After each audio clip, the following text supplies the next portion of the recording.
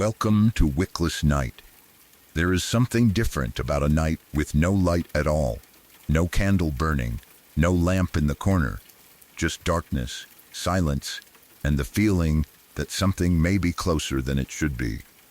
Tonight's stories come from people who lived through moments they still cannot explain. A sound in an empty room, a stranger at the door, a shadow that moved when no one else was there. Before we step into the dark, leave a comment and tell me where you are listening from tonight. And if you enjoy slow, unsettling, true horror stories, subscribe to Wickless Night. Get comfortable. The lights are already gone.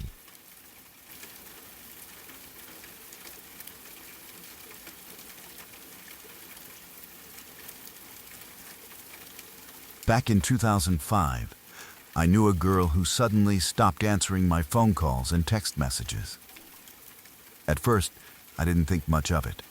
People missed calls all the time, and cell phones weren't nearly as reliable as they are today. But after a while, I started getting worried, because it wasn't like her to disappear without saying anything. Eventually, she finally answered. The moment she picked up, I could tell something was wrong. She sounded scared and told me she was locked inside a guy's dorm room at UMBC. She wasn't joking, and she definitely wasn't calm. Hearing that immediately put me on edge.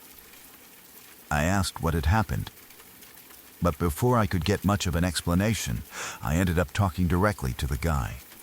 The conversation turned into an argument almost instantly. I told him I was on my way to campus, and if he was keeping her there against her will, we were going to have a serious problem. At that point, I wasn't really thinking things through. I was just angry and wanted to make sure she was okay. I got in my car and headed toward UMBC. While I was driving, she called me again and said she had managed to get out of the room. She told me where she was, and I picked her up. Once I knew she was safe, I wanted to go find the guy and confront him face to face. Looking back now, that probably wasn't the smartest idea. But adrenaline has a way of overriding common sense. She stopped me. She told me not to do it. Her exact reason stuck with me, because it seemed unusual at the time. She said he was really creepy, and that she didn't want me going anywhere near him. Since she was finally safe, I listened to her.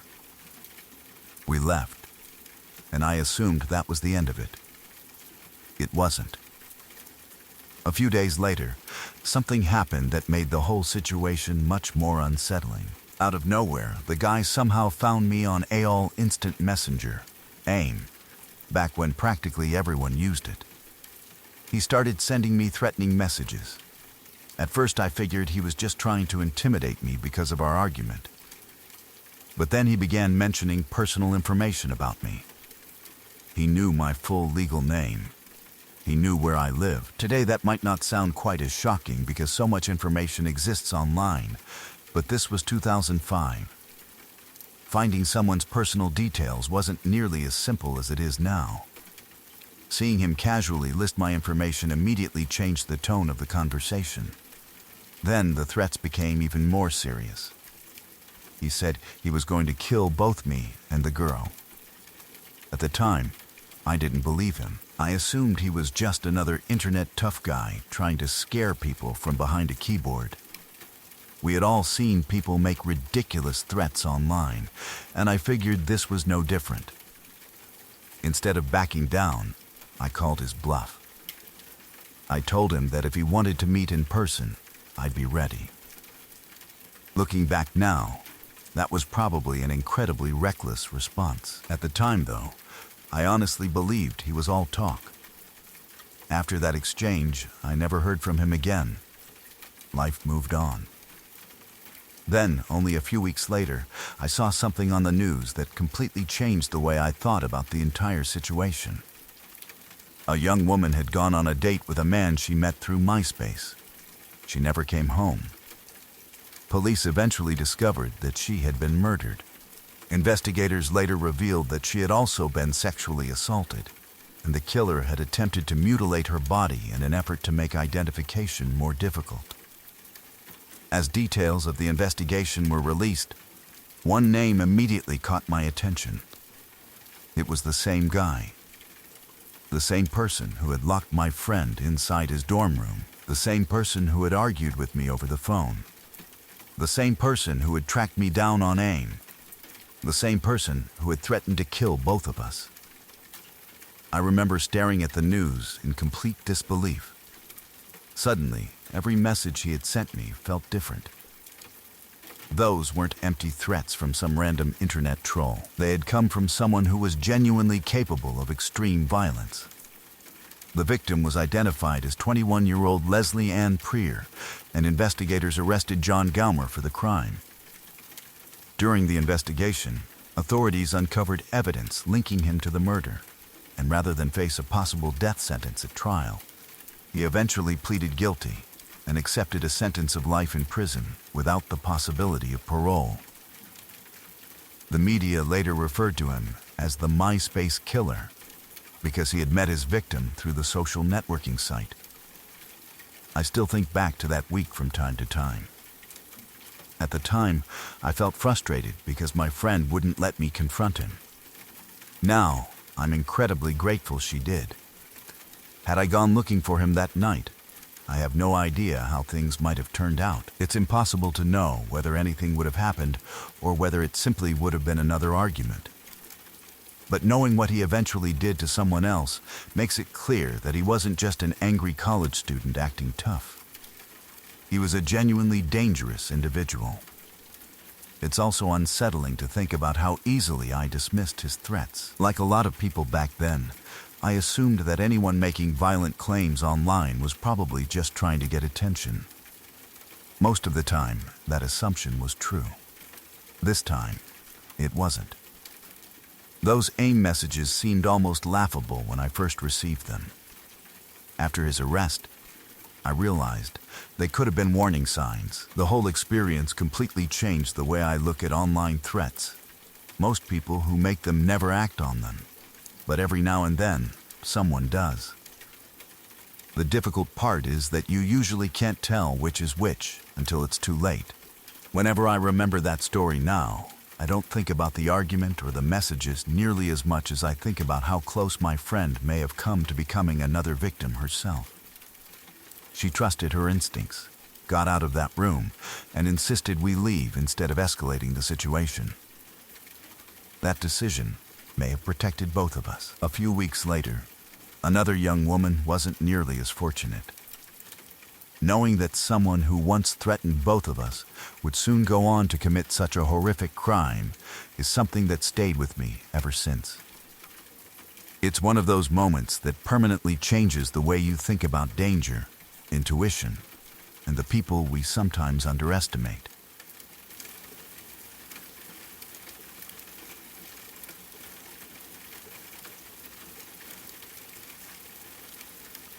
When I was about 7 or 8 years old, my family took a trip to a small family park in South Georgia. It wasn't a real lake. It was a large man-made pond that someone had dug out and turned into a place where families could spend the day. The owner had covered the shoreline with soft beach sand, planted palm trees to make it feel like a tropical getaway, and charged admission for people to come in. Families would pull up in their cars, unload coolers and grills, spend hours swimming in the water, and enjoy the afternoon together. To a kid my age, it felt like a huge adventure every time we went there. The place wasn't exactly known for being the safest attraction around. There was a giant water slide that looked exciting from a distance, but it seemed like someone was always getting hurt on it. Every visit, you could hear kids crying after wiping out or see parents rushing over to check on them. Looking back now as an adult, I'm surprised it was ever allowed to stay open. At the time, though, none of us thought much about it. We were kids, and all we cared about was getting into the water. My family always parked in the same area whenever we visited, Straight out from where we set up was a tiny sand island, sitting maybe 30 yards from the shoreline.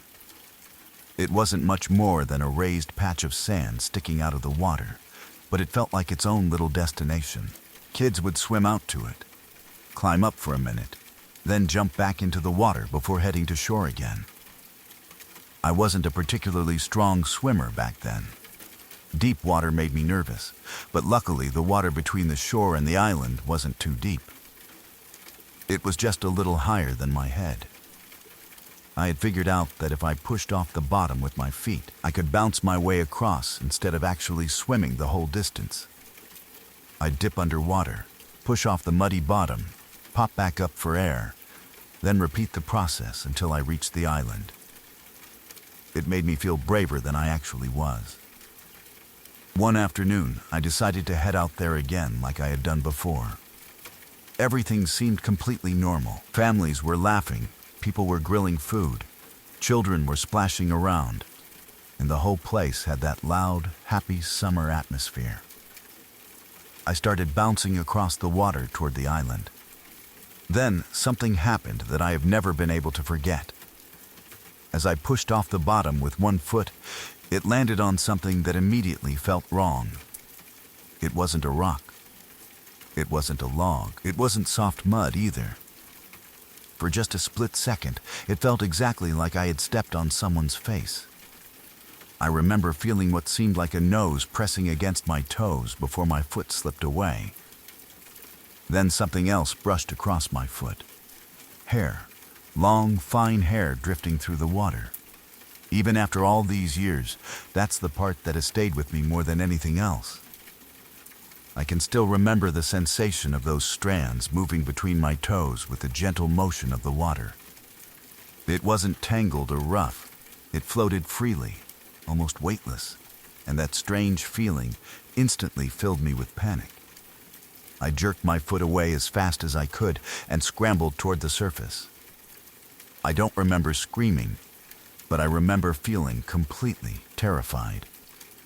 Every instinct told me something wasn't right. I hurried back toward the shoreline as fast as I could, bouncing through the water without looking back. By the time I reached the beach, I wanted nothing to do with going back into the lake. I just sat there on the sand. At 7 or 8 years old, I couldn't process what had happened. Kids don't automatically jump to the worst possible conclusion. I convinced myself that maybe it had been weeds, or maybe I'd stepped on something strange lying at the bottom. I tried not to think about it, even though the feeling wouldn't leave my mind. For a while, everything around me continued like normal. People kept swimming. Children kept laughing. Parents kept talking. Then, the atmosphere suddenly changed. I remember hearing adults calling out a little boy's name. At first, it sounded like any parent trying to find their child after they had wandered off. That happened all the time at crowded parks. But the voices kept getting louder. More people joined in. Soon, parents were walking quickly along the shoreline, shouting the same name over and over. You could hear the fear creeping into their voices. People started asking each other if anyone had seen the missing boy. The laughter slowly disappeared. The fun atmosphere was gone. Everyone seemed to realize something was wrong. People began searching the water. Adults waded farther out, scanning beneath the surface while others looked around the beach. Conversation stopped as everyone focused on finding the missing child. I remember sitting there quietly, watching everything unfold without really understanding what was happening. Then someone found him. His body was pulled from the water. It was right there, underneath the water near that little sand island where I had been only a short time earlier.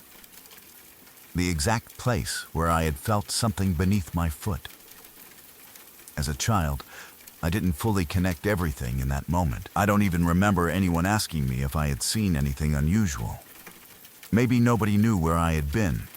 Maybe they assumed I had just been another kid playing in the water. Only later did the horrible realization begin to settle in. The thing I had stepped on, it almost certainly hadn't been a rock. It hadn't been driftwood. It hadn't been underwater plants. It had been the missing boy. That realization has stayed with me for decades. I'm 47 years old now, and there are countless childhood memories that have faded over time.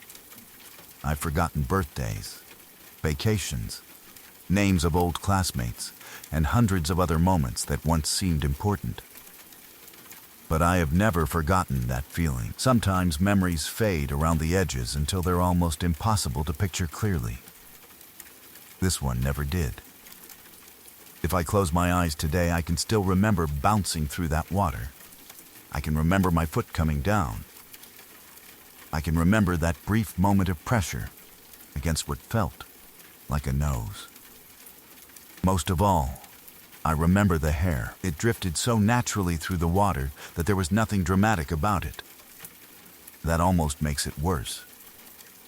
It wasn't tangled around my foot or grabbing at me like something from a horror movie. It simply floated between my toes with the slow movement of the water before I instinctively pulled away. It's amazing how a single physical sensation can stay locked in your memory for an entire lifetime. I've experienced far more important events since then. I've gone through school, work, relationships, and all the ordinary ups and downs of life. Yet somehow that tiny detail has never disappeared. I don't think about it every day, but every now and then something brings it back. Swimming in a lake. Walking through water where I can't see the bottom. Feeling weeds brush against my legs. Even seeing children playing at crowded beaches can remind me of that afternoon. For just a second, I'm that frightened little kid again, frozen on the shoreline and trying to understand why something felt so terribly wrong. Looking back as an adult, I also think about those parents. At the time, all I really noticed was that they were scared. I remember hearing them desperately calling their son's name over and over, asking strangers if anyone had seen him. Their voices carried across the water, becoming more frantic with every minute that passed. As a child, I couldn't fully understand what they were feeling. As an adult, I can't imagine the terror of realizing your child is missing near the water. Every second must have felt endless. Every unanswered call would have made the fear even worse. Then came the moment nobody ever wants to experience. The search ended. Not with relief, but with heartbreak. I don't know anything about that little boy beyond what happened that day. I don't know his name anymore. I don't know how long he had been underwater before anyone realized he was missing. I don't know exactly how the accident happened. What I do know is that, without realizing it, I crossed paths with one of the saddest moments of someone else's life. At 7 or 8 years old, I had no way of understanding it. Now, decades later, I understand far more than I wish I did. People often talk about memories they can never erase. Usually it's because of something they saw. Mine isn't really visual. It's physical. A single sensation. Hair drifting gently through the water between my toes. Nearly 40 years have passed since that summer day at a small man-made lake in South Georgia. And out of everything I remember from my childhood, that feeling remains clearer than almost anything else. Some memories fade. That one never did.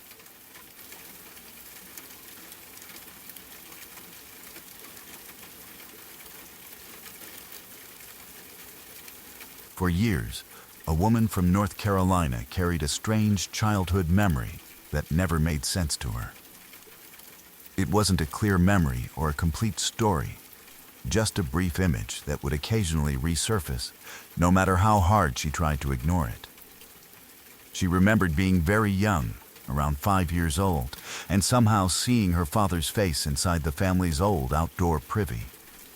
The memory felt impossible. As far as she had always been told, her father had simply abandoned the family when she was a little girl.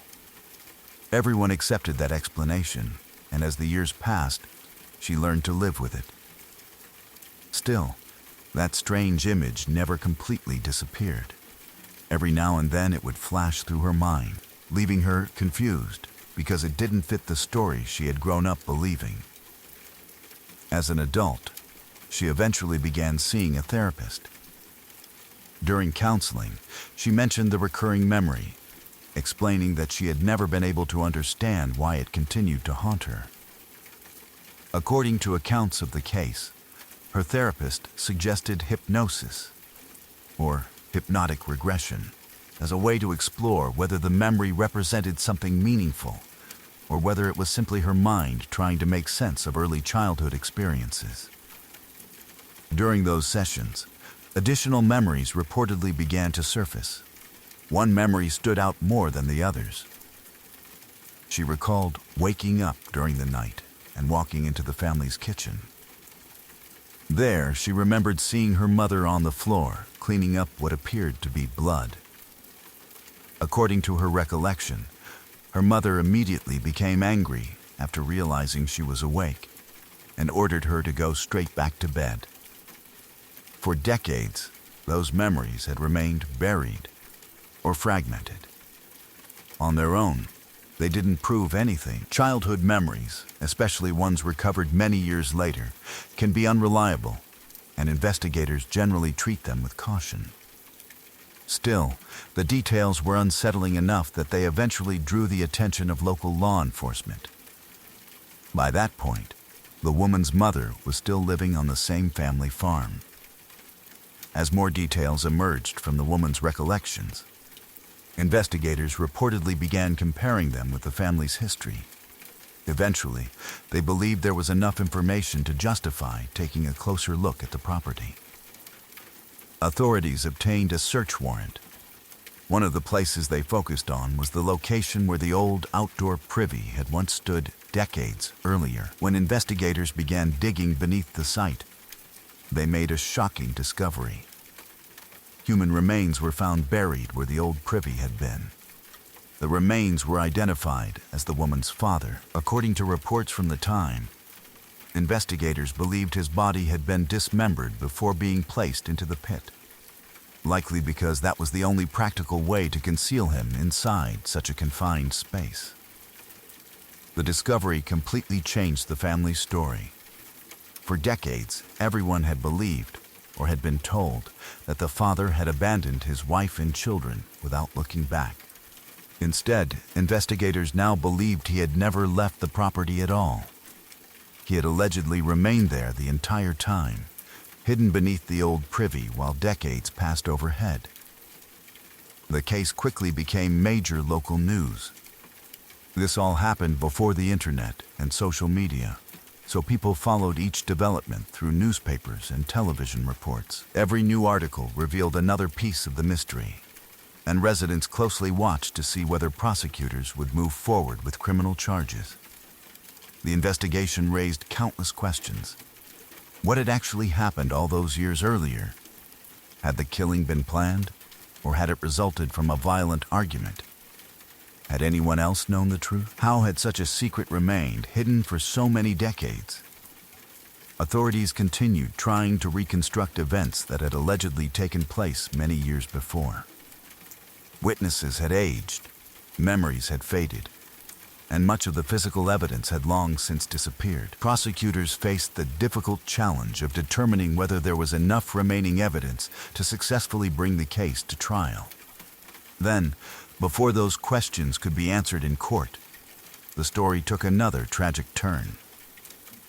According to reports, the elderly mother, who was in her 70s by that time, left the farmhouse one day carrying a pistol. She drove out to a remote area of the family property. There, she died from what authorities determined was a self-inflicted gunshot wound.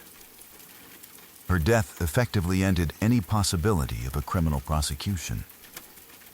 With the primary suspect gone, many of the questions surrounding the case would likely never receive definitive answers.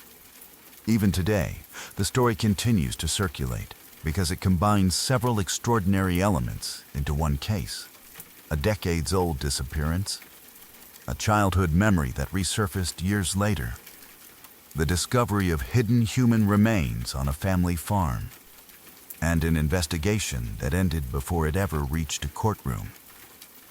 At the same time, it's worth remembering that recovered memories, especially those obtained through hypnotic regression, are considered controversial.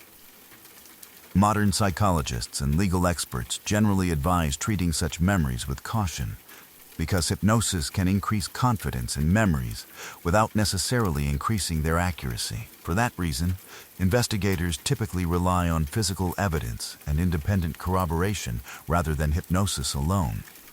In this case, the excavation of the old privy reportedly provided the physical evidence that transformed what had once been only a disturbing childhood memory into a homicide investigation. Whether every detail of the woman's recollections was accurate may never be known. What is known is that investigators found her father's remains exactly where they eventually decided to search. The discovery revealed that a man who had supposedly walked away from his family decades earlier had, in reality, never left the farm at all. His disappearance had remained a mystery for years, hidden beneath the ground in a place few people would ever think to look, until one daughter's fragmented childhood memories led investigators back to the property and uncovered a secret that had been buried for decades.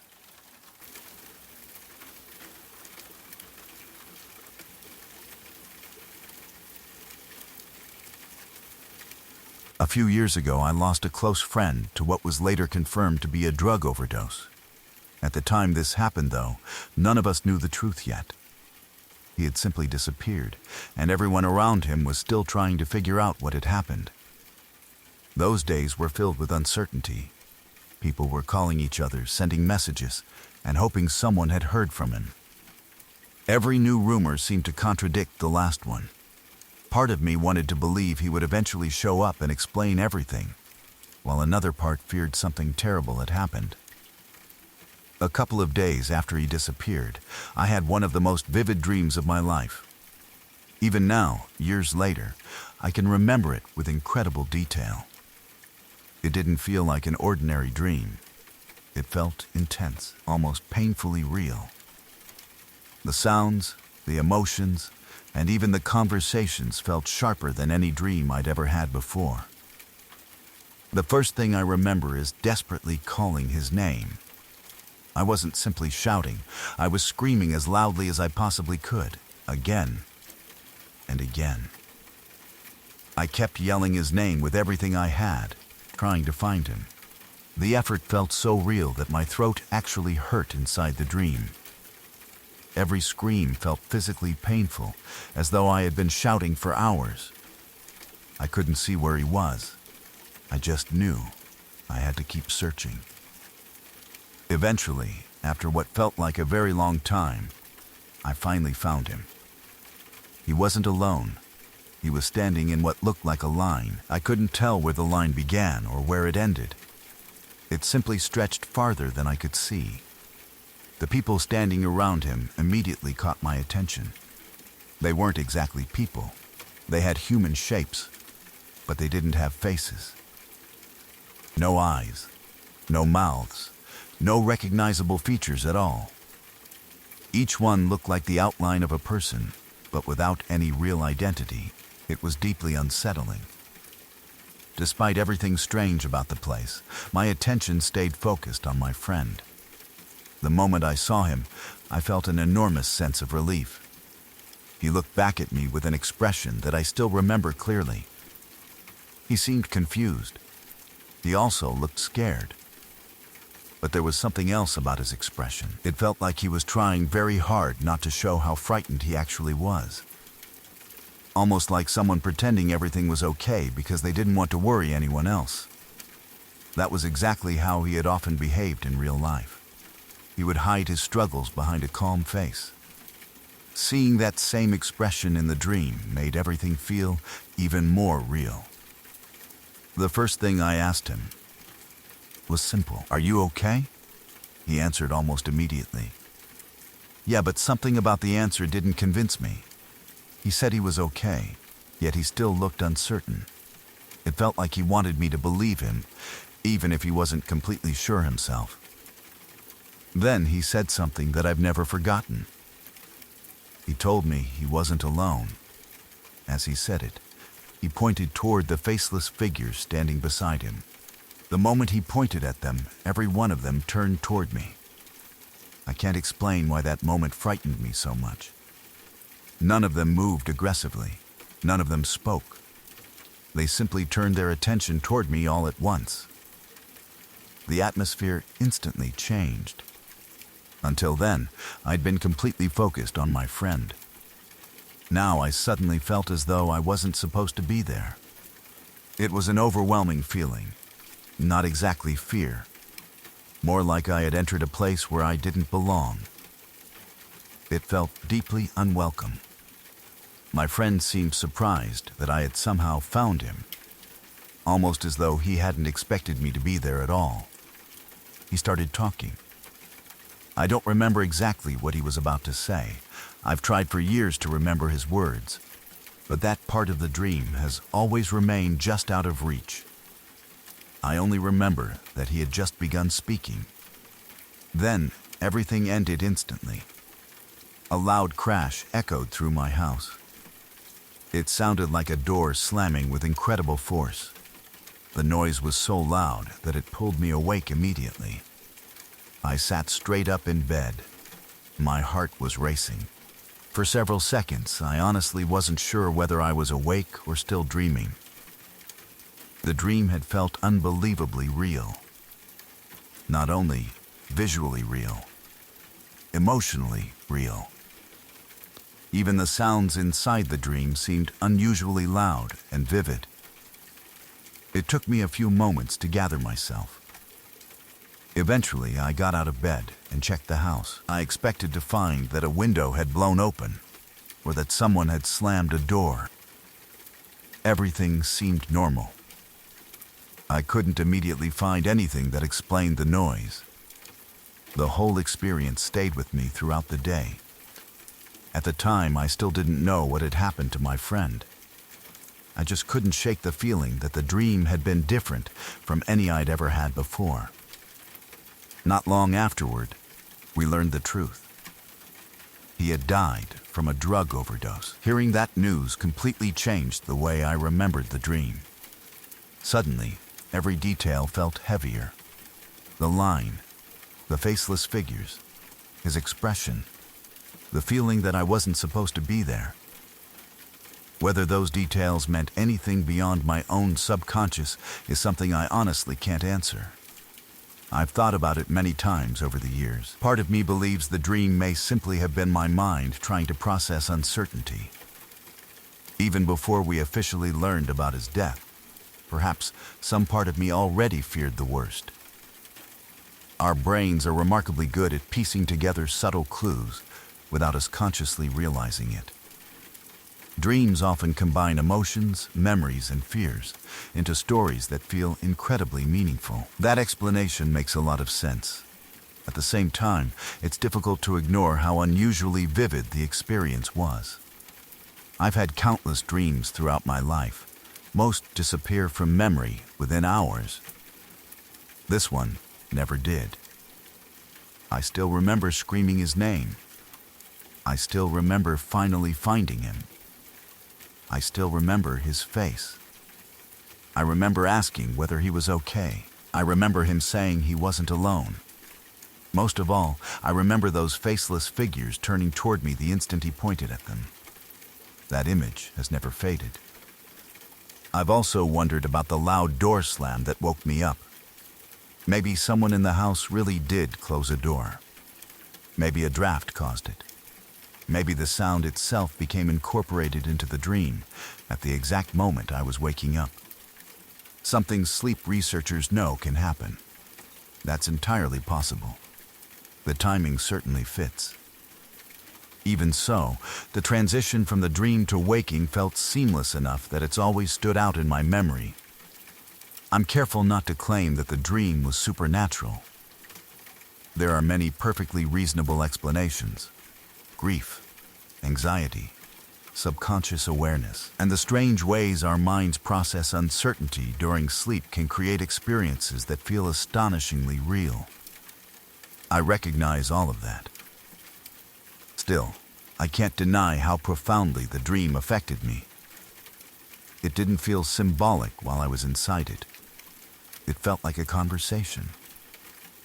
It felt like I'd actually found him somewhere. Whether that feeling came entirely from my own mind or from something beyond my understanding is something I'll probably never know. Sometimes I think about the expression on his face more than anything else. He wasn't smiling. He wasn't panicking. He simply looked like someone trying to stay strong in a place he didn't fully understand. That image has stayed with me ever since. Whenever people ask if I've ever experienced something I couldn't explain, this is usually the first story that comes to mind. Not because I can prove it meant anything supernatural. I can't. Maybe it was simply the mind's extraordinary ability to prepare us for painful news before we're consciously ready to accept it. Or maybe it was one final encounter with someone I cared about before learning the truth. I'll never know which explanation is correct. What I do know is that I've never had another dream quite like it. It remains the loudest, most vivid, and most emotionally intense dream I've ever experienced. Even now, years later, I can still picture that endless line of silent figures, my friends standing among them looking surprised to see me, and the overwhelming feeling that I had stepped into a place where I was never meant to be. Then, just as he began to speak, everything was interrupted by the violent sound of a door slamming somewhere in my house, pulling me back into the waking world before I could hear whatever it was he was about to say. To this day, that's the part I think about the most. Not what I saw, not even how real it felt, but the words I never got to hear.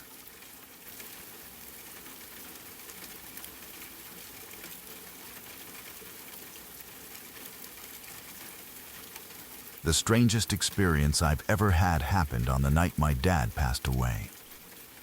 I've gone over that night in my mind countless times, trying to figure out whether there was a logical explanation for everything that happened. Maybe there was. Old houses can behave in strange ways, and grief can make certain moments feel even more significant. Still, even after all these years, I can't completely explain what my mom and I experienced. At the time, my dad was receiving hospice care at home. His health had declined to the point where staying in familiar surroundings was the best option for him, so we had moved his bed into the living room on the ground floor. It made caring for him much easier since he no longer had to deal with stairs. The house itself was incredibly old. It was a Victorian-style home that had been built sometime in the 1800s. Like many houses from that era, it had beautiful hardwood floors, tall ceilings, thick wooden doors, and all the little quirks that come with a building that's been standing for more than a century. It was also very drafty. You could often feel cold air moving through parts of the house even when all the windows were closed. Doors would occasionally shift on their own, and the old wood seemed to creak constantly. We were used to those kinds of noises, and after living there for a while, they barely caught our attention anymore. That evening, my mom and I were upstairs cleaning while my dad rested downstairs in the living room. We wanted to get a few things done while everything was quiet. Earlier in the day, we had taken one of the interior doors off its hinges and leaned it against a doorway to block off part of the space. It wasn't secured with anything. It was simply resting against the frame, although it seemed stable enough that neither of us expected it to move. The door itself was solid wood. It was extremely heavy. If something like that were to fall onto hardwood flooring, it wouldn't be a quiet event. It would create an enormous crash that would probably echo throughout the entire house. While we were upstairs, however, we didn't hear anything. No loud bang, no sound of wood striking the floor, no noise that suggested anything unusual had happened downstairs. Eventually, we finished cleaning and headed back downstairs. As soon as we reached the first floor, we both noticed something immediately. The heavy wooden door that had been leaning against the doorway was now lying flat on the hardwood floor. For a moment, neither of us said anything. We just stared at it. The first thing that crossed my mind wasn't that it had fallen. It was wondering how in the world we hadn't heard it. A door that heavy should have made an incredible amount of noise when it hit the floor. Instead, there had been complete silence. That wasn't the only strange part. Our cat had been sleeping on a chair right beside my dad's bed the entire time. Normally, if something that heavy crashed onto a hardwood floor nearby, I would have expected him to bolt across the room, or at least wake up in surprise. Instead, he hadn't reacted at all. He was still peacefully lying there, as though nothing unusual had happened. That detail has always stayed with me, curious. My mom and I started walking around the house to see if anything else was out of place. Since the house was known for being drafty, we wondered if perhaps a strong gust of air had somehow knocked the door over. As we checked the downstairs rooms, we discovered something else. The basement door was standing wide open. It looked as though it had been blown open. That immediately caught our attention because the basement door was usually kept closed. Seeing it open at the same time the heavy wooden door had somehow ended up on the floor made the whole situation feel even stranger. We didn't know what to make of it. Maybe the drafts in the house had created enough pressure to move both doors. It sounded possible, even if it seemed unusual. There wasn't much else we could do except continue focusing on my dad. About 30 minutes later, he passed away. No matter how much time you have to prepare for losing someone, the moment it actually happens is incredibly difficult. The house became very quiet afterward. There was a silence that felt almost overwhelming. Wanting some support, I called a close friend and asked if they could come over. I didn't want my mom and me to go through the rest of the evening alone. After making the call, we stayed together in the living room where my dad had spent his final moments. We sat quietly, waiting for my friend to arrive. Not long afterward, we heard knocking. It sounded exactly like someone knocking on the front door. Both my mom and I looked toward the entrance at the same time. We assumed my friend had arrived much sooner than expected. I got up immediately and walked to the front door. When I opened it, there was nobody there. The porch was empty. The yard was empty. There wasn't anyone walking away. I looked around for a few moments before closing the door again. As I walked back toward the living room, the knocking started again. Only this time, it seemed different. Instead of clearly coming from the front door, it almost sounded as though it was moving through the house. The sound seemed to come from different directions. It was difficult to pinpoint exactly where it was coming from. Both my mom and I heard it. We even looked at each other, because we each thought the other was hearing the same thing. It wasn't just me imagining it. Eventually, my friend really did arrive. This time there was an actual knock at the front door, followed by someone waiting outside. But the earlier knocking remained completely unexplained. To this day, that's still the strangest experience I've ever had in that house. Part of me has always believed it was my dad's way of saying goodbye one last time. I know there's no way to prove something like that. It's simply how the experience felt to me. I've also spent years considering more ordinary explanations. Old Victorian homes can be unpredictable. Air pressure changes can move doors. Foundations settle. Wood expands and contracts. Heavy objects can occasionally shift in unexpected ways. There are also psychological factors to consider. The night a loved one dies is one of the most emotionally intense experiences a person can go through. Stress, exhaustion, and grief can all affect how we interpret unusual events and how vividly we remember them afterward. I recognize all of that. Still, there are details I find difficult to forget. The heavy wooden door lying on the floor without either of us hearing it fall. The cat sleeping peacefully beside my dad without reacting. The basement door standing open. The unexplained knocking that both my mother and I heard. Even if every one of those events had a perfectly logical explanation, experiencing them all on the same night left a lasting impression. The history of the house only added to the feeling that something about it was different. It had been standing since the 19th century, and over the years I'd heard stories that families in homes like ours used their front living rooms as funeral parlors before modern funeral homes became common. I never researched whether that specifically applied to our house, but it was interesting to think that generations before us may have gathered in that very room to say goodbye to loved ones. There was another tragedy connected to the house as well.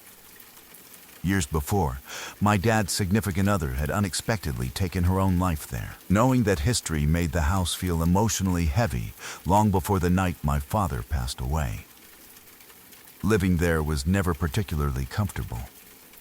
It wasn't because I constantly saw strange things. It was more the feeling the house gave me. Doors would somehow end up open when I was certain I'd closed them. Kitchen cupboards often seemed to be standing open for no obvious reason. Sometimes it honestly felt like I spent more time closing doors and cabinets than opening them. Again, there are practical explanations for those things. Old houses settle. Uneven floors can cause doors to swing open. Loose latches don't always stay closed. I understand that. Even so, the atmosphere inside that house always felt different from anywhere else I'd lived. It carried a strange sense of unease that I could never quite explain. Whenever people ask if I've ever experienced something that felt paranormal, this is the story I always think about first. Not because I can prove that anything supernatural happened. I can't. There may be perfectly reasonable explanations for every event that took place that night. But when I remember those final hours with my dad, I don't think about each strange occurrence individually. I remember the entire sequence. My mom and I quietly cleaning upstairs, coming downstairs to find a heavy wooden door lying on the floor without having heard it fall, discovering the basement door standing wide open, sitting beside my dad during his final moments. Hearing mysterious knocking that both of us believed was someone arriving at the front door, and then realizing there was no one there. Whether those events were nothing more than remarkable coincidences or something I'll never fully understand is impossible to say. Maybe the old house was simply behaving like old houses often do. Maybe grief made every unusual detail feel more meaningful than it otherwise would have. Or maybe, just maybe, my dad found one final way to let us know he was at peace before saying goodbye. I'll probably never know the answer. What I do know is that I've never forgotten that night. The old Victorian house is just another building now, but whenever I think back to those final hours with my father, I remember more than the sadness of losing him. I remember a series of strange events that neither my mother nor I could explain, and a feeling that, for just one night, the house itself seemed to share in saying farewell.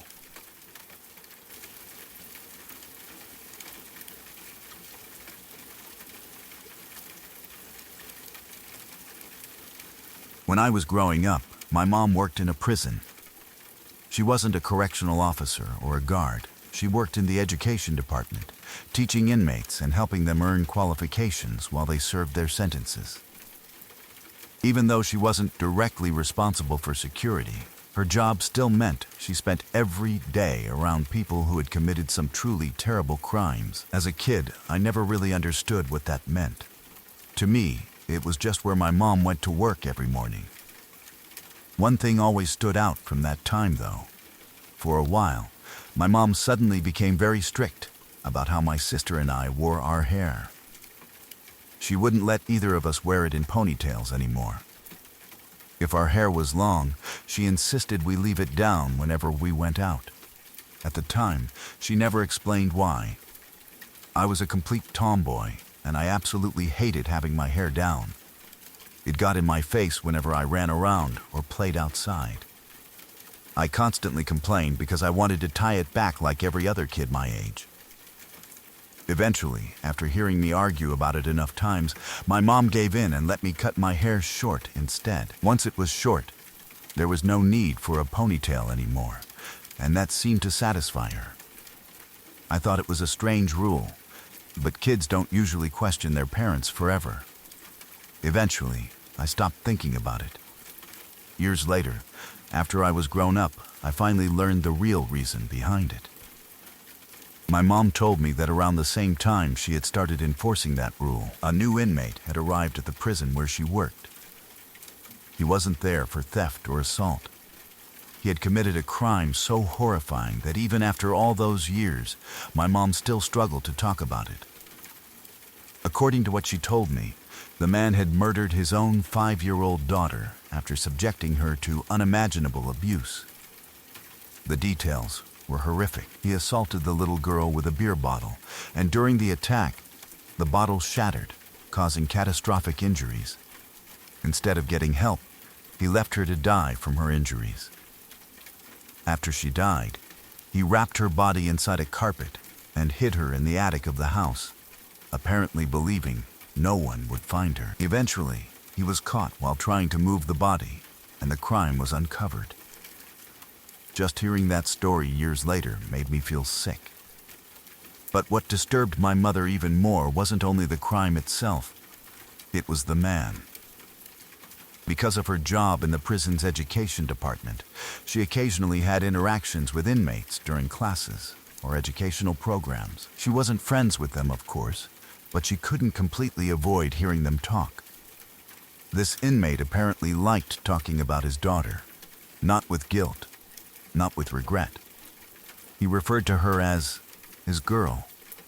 He would describe how beautiful she had been and talk about her in a way that made everyone around him deeply uncomfortable. According to my mom, one subject kept coming up over and over again: the back of her neck.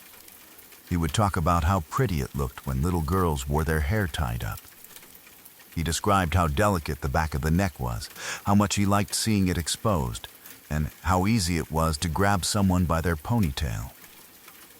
The conversations weren't emotional confessions. They were unsettling observations delivered almost casually, as though he saw nothing wrong with what he was saying. My mom told me that hearing those comments changed something inside her. Every day at work, she was forced to listen to someone capable of thinking that way. Then she'd come home and see her own daughters with their hair tied up exactly the way he had described. She knew, logically, that there was no connection between us and him. She knew he was locked behind prison walls. But emotions don't always follow logic.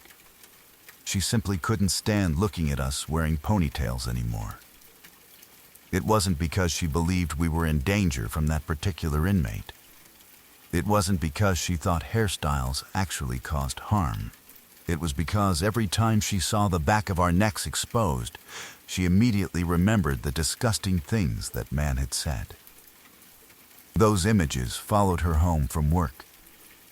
She never wanted us connected, even accidentally, to something that reminded her of him. As a child, I interpreted it as another one of those random parenting rules that never made sense. Parents often make decisions kids don't understand, and I figured this was just one more example. Looking back now, I realize it had nothing to do with control. It was trauma. My mom spent her days surrounded by people most of us hope we never meet in our entire lives.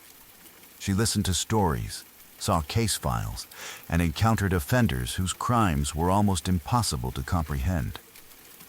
Even though she wasn't a prison guard, simply working in that environment exposed her to things that stayed with her long after she came home. I imagine she tried her best to leave work at work. But some things don't stay behind prison walls. Some conversations follow you home. Some faces linger in your memory. Some words replay in your head long after you've heard them. As a parent herself, hearing someone describe his own child that way must have been unbearable. Instead of talking to my sister and me about it, which obviously wouldn't have been appropriate for young children, she did the only thing she felt she could do. She changed our hairstyles. At the time, I thought she was being unfair. I argued. I complained. I begged to wear my hair however I wanted. Now that I'm older, I wish I could go back and tell her I understood. She wasn't trying to punish us. She was trying to protect her own peace of mind. Sometimes people assume that working in a prison only affects correctional officers, but that's far from true. Teachers, counselors, medical staff, psychologists, and administrative employees are all exposed to the same offenders. Even if they aren't responsible for security, they're still confronted with the reality of what some people are capable of. That kind of exposure leaves marks you can't always see. You don't come home with cuts or bruises. You come home carrying memories. You carry conversations you'd rather forget. You carry details that replay without warning. For my mom, one of those details became something as ordinary as a child's ponytail. It's strange how trauma can attach itself to something completely innocent. To everyone else, a little girl with her hair tied back is just a child ready for school or playing outside on a warm afternoon. To my mom, during that period of her life, it became a painful reminder of one of the most disturbing people she had ever encountered. She never explained it while we were children, because there was no reason to burden us with something so horrifying. Instead, she quietly changed one small part of our daily routine. Only years later did I finally understand why. I still think about that conversation from time to time, not because of the inmate himself. I honestly don't care to remember people like that, but because it changed the way I viewed my mother. As a kid, I only saw a parent making a rule that didn't make any sense. As an adult, I saw someone carrying the emotional weight of her job while doing everything she could to keep that darkness from reaching her children. She couldn't erase what she had heard. She couldn't forget what that man had said. But she could look at her daughters and try, in whatever small way she knew how, to separate them from those memories. Back then, I thought cutting my hair short was simply a victory because it meant I no longer had to wear it down. Now I realize it was probably a relief for her too. It meant she no longer had to see something that brought back one of the worst conversations she'd ever been forced to endure. It's amazing how children can go years without understanding the reasons behind their parents' behavior. We often assume they're being strict, overprotective, or unreasonable. Sometimes, though, those decisions come from experiences we know nothing about. Sometimes they're carrying burdens they hope we never have to understand. Looking back now, I don't remember the arguments about my hair nearly as much as I remember finally learning the truth. And once I knew the reason, that simple childhood memory stopped being about hairstyles altogether. It became a reminder that some jobs leave emotional scars no one else can see. And sometimes the smallest changes people make at home are their quiet way of coping with things they wish they had never witnessed in the first place.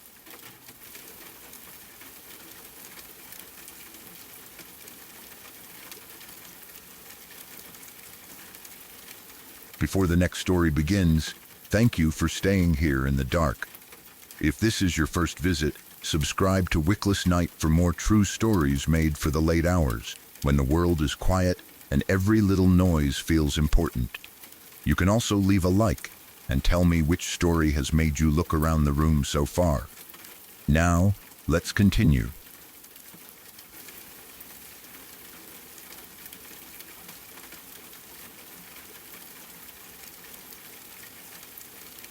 When I was about 4 years old, I lived in a house where my bedroom was right across the hall from the bathroom.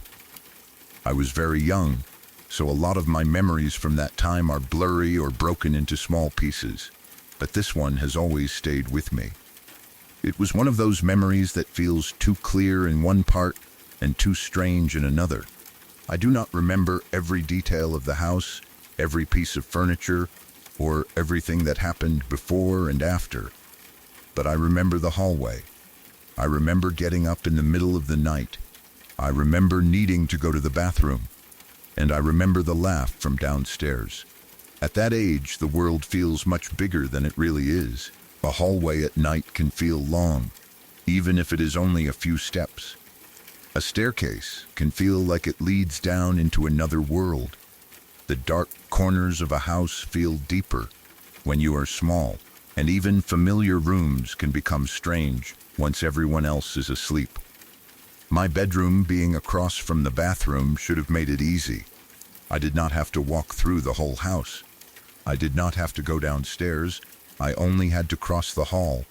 But when you are 4 years old and the house is quiet, even crossing the hall in the dark can feel like a little journey. One night I woke up because I had to pee. Everything in the house was quiet. No one else seemed to be awake. I got out of bed and started walking across the hall toward the bathroom. I was halfway there when I heard it. A man laughed downstairs. It was not a soft laugh. It was not a small sound that could have been a cough, a creak, or the house settling. It was loud, clear, and manic. That is the only way I can describe it. It sounded like a grown man laughing in a wild, unnatural way somewhere downstairs. Not in the hallway with me, not outside, not far away, but down below in the house. The sound was so wrong for that moment that it cut through everything. I was just a little kid trying to get to the bathroom, and suddenly there was this loud male laugh coming from a part of the house where no one should have been awake. No one was downstairs. No one was supposed to be awake at all. That is what made it terrifying. If I had heard my mom moving around, or a TV left on, or someone talking in a normal voice, maybe it would have been strange, but explainable. But this laugh did not feel normal. It did not sound like someone quietly laughing at something. It was big and sudden, and there was something manic about it, like it had too much energy behind it. Even now, when I think about it, I remember the feeling more than the exact sound. It felt like the house was no longer safe. It felt like something had announced itself from downstairs. At 4 years old, I did not have the words to explain what I had heard. I probably did not understand the idea of ghosts or hauntings in a serious way. I only knew that a man had laughed loudly from downstairs when nobody should have been there. That is enough to scare a child deeply. A child does not need a theory. A child does not need proof. A child hears something impossible in the dark and knows, with their whole body, that something is wrong. I do not remember what I did right after. Maybe I ran to the bathroom. Maybe I ran back to bed. Maybe I froze in the hallway for a few seconds, too scared to move. That part of the memory is not as clear as the laugh itself. But the sound stayed with me. It became one of those strange childhood moments that you keep tucked away, half wondering if it really happened the way you remember it. Childhood memories can be unreliable, and I know that. But some memories hold a feeling that is hard to dismiss. This one always felt real. The stranger part is that my mom has her own experience connected to a man's voice in that house, or at least around that time in our lives. She once told me that she heard a man's voice yell right in her ear to wake up. Not a voice from another room, not something from outside. Right in her ear, a sudden male voice telling her to wake up. I do not remember if that happened around the same exact time I heard the laugh, or if it was earlier or later, but the fact that both of us had experiences involving a man's voice has always bothered me. There is something especially unsettling about a voice in a house that does not belong to anyone living there. Houses have their own normal sounds. Pipes knock, floors creak, wind pushes against windows, appliances hum. But a voice is different. A voice feels intentional. A laugh feels intentional. A man yelling directly into someone's ear to wake up feels very intentional. Those are not random noises that are easy to explain away as the house settling. They feel like something communicating, or at least something making itself known. My mom's experience also makes me wonder if mine was not just a child's imagination. If I had been the only one who ever heard anything strange, it would be easier to say, maybe I was half asleep. Maybe I dreamed it. Maybe a noise from outside turned into a laugh in my mind. But my mom, hearing a man's voice too, adds another layer. It does not prove anything, but it makes the memory feel less isolated. It makes it feel like maybe there was something in that house, or something around us, that both of us were able to hear in different ways. The fact that I was so young makes it even harder to sort out. Children are open to things adults ignore, or at least that is what some people believe. Children also have vivid imaginations and can misread sounds. Both things can be true. I do not want to pretend I have a perfect explanation. All I know is that I heard a man laugh loudly and wildly from downstairs when no one was awake, and years later, my mom said she had once heard a man's voice yell in her ear to wake up. Those two memories sit next to each other in my mind like pieces of the same puzzle, even though I do not know if they truly belong together. The laugh was not the only strange memory I have with my mom, though. There was another experience years later that had nothing to do with voices, but it was just as hard to explain. I was older then, maybe somewhere between 8 and 10 years old. My mom and I were driving home one evening, and we saw the moon in a way I have never seen it before or since. The moon was huge. That sounds simple, and I know people say that all the time. People talk about supermoons, harvest moons, moon illusions, the moon looking large near the horizon, and all of that. I understand those explanations. I know the moon can appear bigger when it is low in the sky, and I know pictures often fail to capture the way it looks to the eye. But what we saw did not feel like a normal large moon. It looked so enormous that only half of it was visible over the horizon. The rest of it seemed below the edge of the world. It looked like something out of an apocalyptic scene, like the moon had moved too close to Earth and was rising up behind the land. It was not just pretty, it was disturbing. My mom saw it too. That matters to me because this was not a private experience, not something I saw alone and later wondered if I had exaggerated. She remembers it. She still says she remembers it.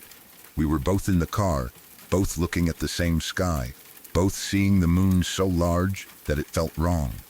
I do not remember every detail of the drive, but I remember the feeling of seeing it there, huge and low, taking up the horizon in a way that made the world feel small beneath it. It looked close, too close. That is the part I have never been able to match to anything I have found online. I have searched for pictures, trying to find a photo that looks like what we saw, but nothing really matches. There are beautiful pictures of large moons over cities, mountains, oceans, and fields. There are photos taken with long lenses that make the moon look massive behind objects. There are images of red moons, orange moons, supermoons, and lunar events, but none of them look exactly like the thing we saw that evening. None of them capture that feeling of the moon being so large that it seemed apocalyptic. Maybe it was some kind of moon illusion. Maybe the horizon, the weather, the angle, and our position in the car all combined to make it look larger than it was. Maybe there was some atmospheric effect that made it appear distorted and enormous. I understand that there are possible explanations, but the memory still feels different from any ordinary full moon I have ever seen. My mom and I have both seen plenty of moons since then. We have seen big moons near the horizon. We have seen bright full moons. We have seen beautiful moonrises, but we have never seen anything like that again. That is what makes it stand out. If it were just a normal large moon, we should have seen something similar at least once more in all these years. But we have not. The memory remains alone. One evening drive, one impossible-looking moon, one shared moment of staring at something in the sky that looked too close to be real. The feeling was not exactly fear, but it was close. It was awe mixed with dread. The moon is familiar. It is one of the most familiar things in the world. You grow up seeing it. You expect it to be there. But when something familiar looks wrong, it can be more unsettling than something completely unknown. A strange creature in the woods is scary because it does not belong there. But the moon looking wrong is scary because the sky itself feels wrong. The thing you trust to stay distant and steady suddenly feels near and huge, and for a moment the whole world feels out of scale. That is how it felt to me, like the sky had shifted. I think that is why I still remember it so clearly. I was young, but old enough to understand that what I was seeing was unusual. I was not a toddler misreading the world. I knew what the moon looked like. My mom knew what the moon looked like. And that night, it did not look right. It looked enormous, low, and close, with only half of it showing over the horizon like the rest of it was hidden behind the edge of the earth. Years later, when I think about that moon and the man's laugh, I wonder if there is some connection between my experiences and my mom. Not necessarily a direct connection between the two events, because they are very different. One was a voice in a house at night when I was 4. The other was a strange sight in the sky years later while driving with my mom. But both involve me and my mom in some way. She had her own experience with a man's voice. She was with me when we saw the huge moon. She remembers it too. That makes me wonder if maybe my mom is somehow enabling my experiences, or if we share some kind of sensitivity to strange things. I do not know if enabling is the right word, but it is the word that comes to mind. Maybe being around her made certain things easier to notice. Maybe she had experiences first, and I picked up on them. Maybe the house had something in it, and both of us heard it because we were both there. Maybe the moon was just something strange we happened to witness together. Or maybe there is no connection at all, and I am only linking the stories because she appears in both of them. The mind naturally looks for patterns, but sometimes patterns feel too strange to ignore. The man's laugh is the more traditionally creepy memory. A child in a dark hallway, a bathroom across the way, a loud manic laugh from downstairs, no one awake. It has the shape of a haunting. It feels like something inside a house, making itself known. My mom's voice experience fits that same feeling, a male voice close to her ear, yelling at her to wake up. Those two things feel connected because they both involve a male presence that should not have been there. The moon memory is different. It does not feel like a haunting. It feels more like a reality glitch, or a strange natural event that looked so extreme it became frightening. It was not inside the house. It was outside, huge and visible, shared by both of us. But it still left the same kind of question behind. What did we see, and why have we never seen it again? I think the reason both stories stay with me is because they were witnessed through ordinary life. I was not looking for anything paranormal. I was not trying to scare myself. I was not in a haunted attraction or watching a scary movie. I was just a child going to the bathroom. Then, years later, I was just riding home with my mom. Both times, something strange entered a normal moment without warning. That is the kind of thing that changes how you remember a place or a night. The hallway is not just a hallway anymore. The moon is not just the moon anymore. The house with the bathroom across the hall becomes the house where a man laughed downstairs when nobody was awake. The evening drive becomes the night we saw the moon looking close enough to end the world. And my mom becomes part of both memories, either through her own experience or because she was there beside me. I have tried to be reasonable about it. I know memories from early childhood can be strange. I know the moon can look larger near the horizon. I know sounds can travel through houses in odd ways. I know people can hear things when they are waking or sleeping. I understand all of that. But reason does not fully erase the feeling. It does not erase the way the laugh sounded wrong. It does not erase the way my mom described a man's voice in her ear. It does not erase the image of that enormous moon sitting halfway above the horizon, like something impossible. And maybe that is why I keep thinking about my mom's role in it. If she had not remembered the moon, I might have doubted myself more. If she had not told me about the man's voice, I might have filed the laugh away as just a strange childhood fear.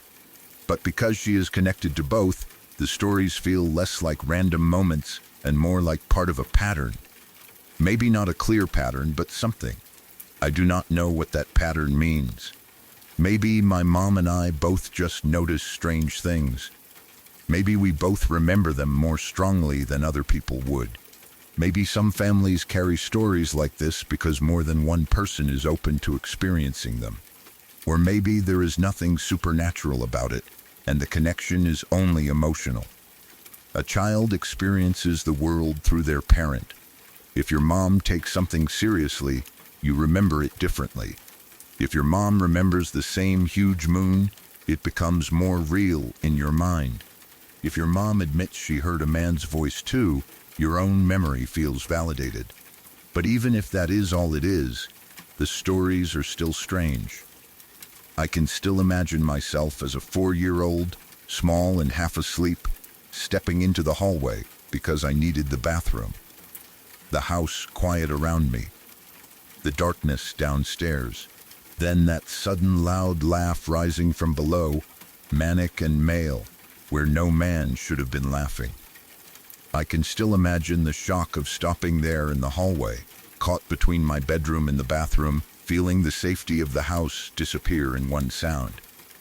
I can still imagine sitting in the car with my mom years later, looking out and seeing the moon so large that it seemed impossible, only half of it visible over the horizon, like the rest was hidden behind the edge of the world. I can remember the feeling that it looked apocalyptic, that it looked too close, that the sky itself felt wrong. And I know my mom remembers it too. Those memories are different, but they both leave me with the same kind of unease. Not the kind that makes you scream, but the kind that makes you think years later. The kind that makes you wonder what was really happening and whether someone else being there made it more real or more possible. Maybe my mom was not enabling anything.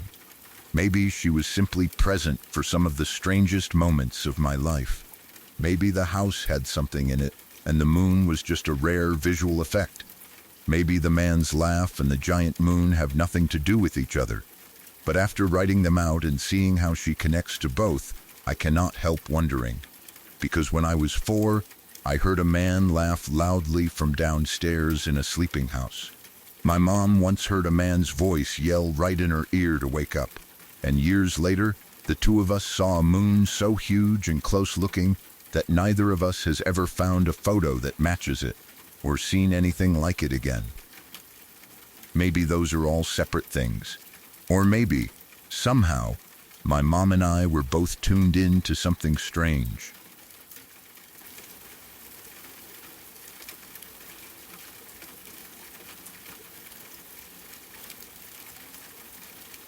A few years ago, one of my friends and I decided to rent a duplex together. It seemed like the perfect arrangement at the time. The place had plenty of character, enough space for both of us, and it was surprisingly affordable. The building itself was old, very old. It had been standing for well over 100 years, and you could tell the moment you walked inside. The original woodwork was still there. The floors creaked with almost every step, and the walls had that unmistakable feeling that only historic buildings seem to have.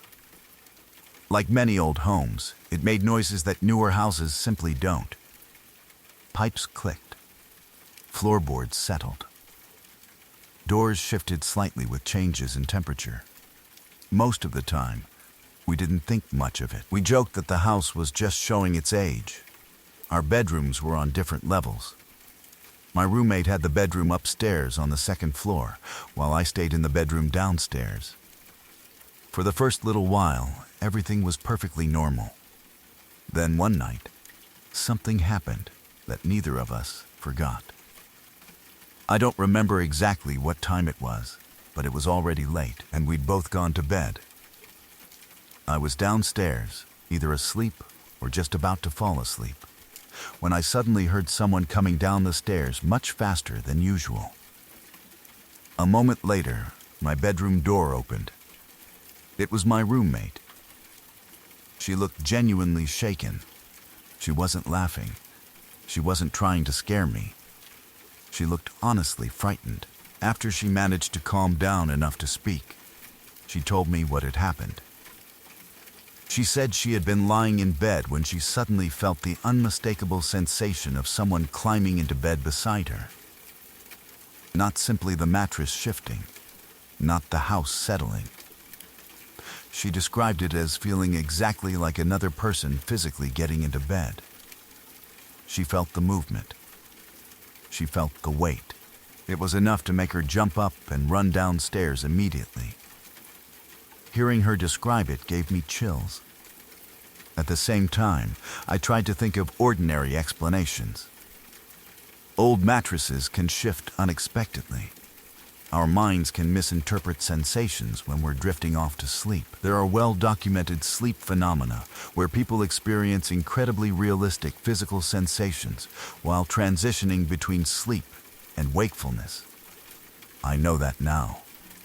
But in that moment, seeing how frightened she was made it difficult to dismiss her experience outright. Rather than simply telling her it was her imagination, I decided to go upstairs with her. Looking back, this may not have been my smartest decision. At the time, I had recently started learning about tarot cards. I was still very much a beginner. I knew enough to perform simple readings, but not enough to fully understand everything I was doing. I also didn't have much sense of self-preservation when it came to things that might be considered paranormal. Instead of leaving well enough alone, I grabbed my tarot deck and followed her upstairs. The room itself looked completely ordinary. Nothing appeared out of place. The bed looked exactly as it always had. The air didn't feel noticeably different. Everything seemed perfectly normal. Still, because of what my roommate had described, I decided to do something that, in hindsight, was probably driven more by curiosity than wisdom. I sat down with my tarot cards. Half joking and half serious, I spoke aloud.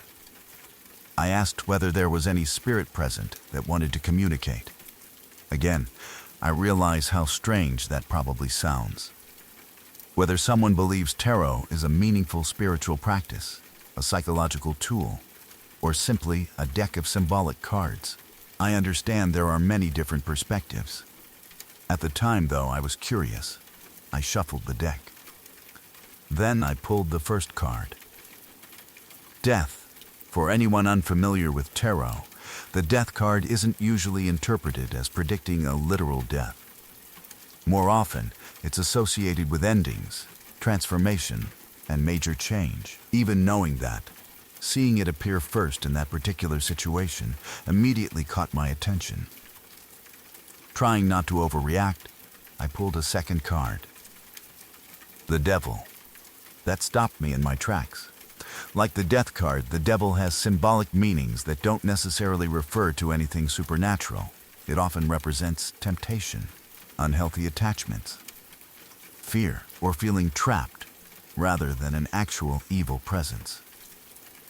Still, considering the question I just asked and what had happened only minutes earlier, the combination felt incredibly unsettling. Even if you don't believe tarot cards have any supernatural significance, it's hard to deny that drawing those two cards back to back in those circumstances makes for a memorable coincidence. I remember looking over at my roommate. She looked just as unnerved as I felt. Neither of us really knew what to say after that. I don't remember trying to continue the reading. I think we both had enough. Eventually, we put the cards away and tried to settle down for the night. I honestly don't remember whether either of us slept particularly well afterward. Over the years, I've thought about that night many times. I've also learned much more about tarot than I knew back then. Today I understand that every card carries a wide range of symbolic meanings. Neither death nor the devil automatically represents something sinister.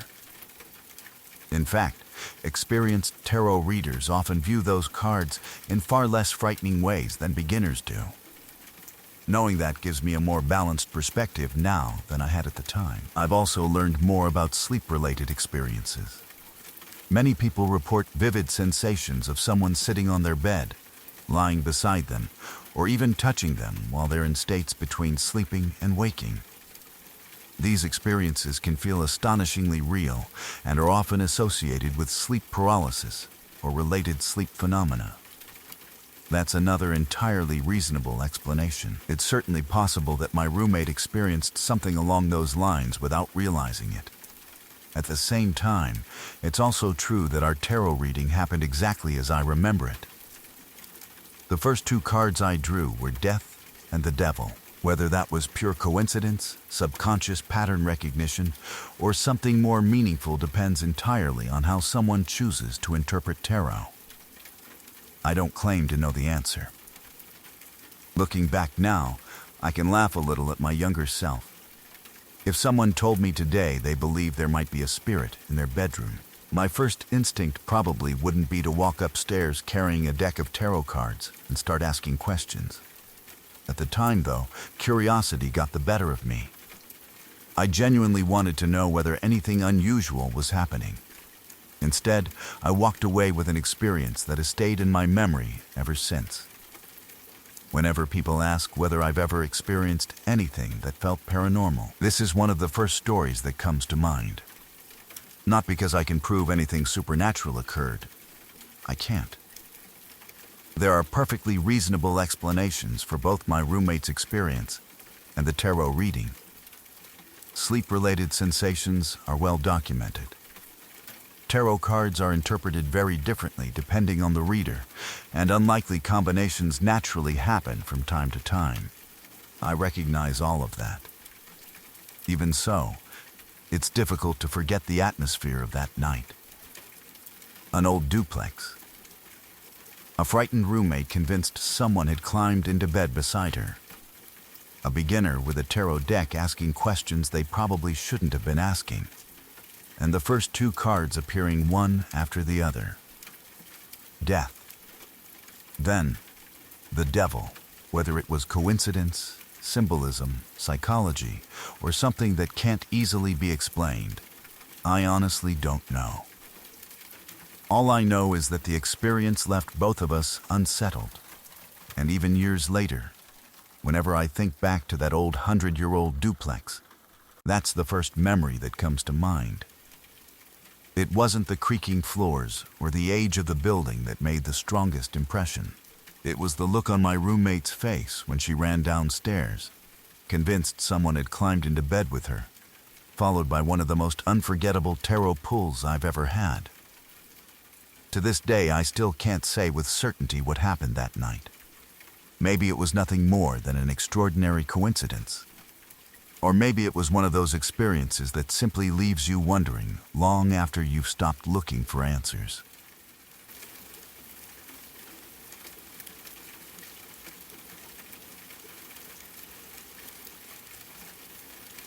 I was 17 years old when something happened that I've never been able to explain.